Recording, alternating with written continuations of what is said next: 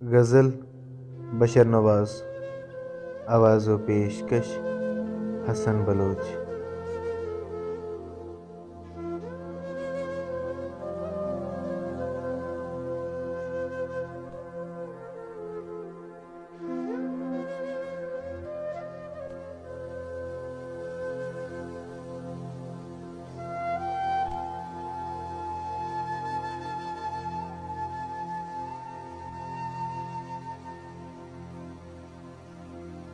हर नई रुत में नया होता है मंजर मेरा, एक पैकर में कहाँ कैद है पैकर मेरा।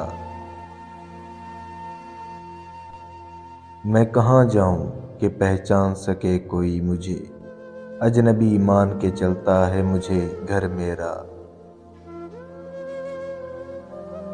जैसे दुश्मन ही नहीं कोई मेरा अपने सिवा,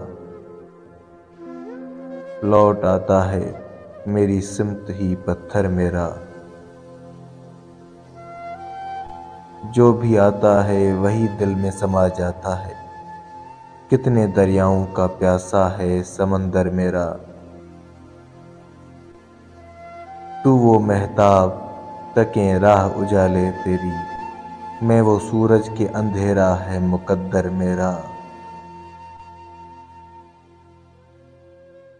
हर नई रुत में नया होता है मंजर मेरा, एक पैकर में कहाँ कैद है पैकर मेरा।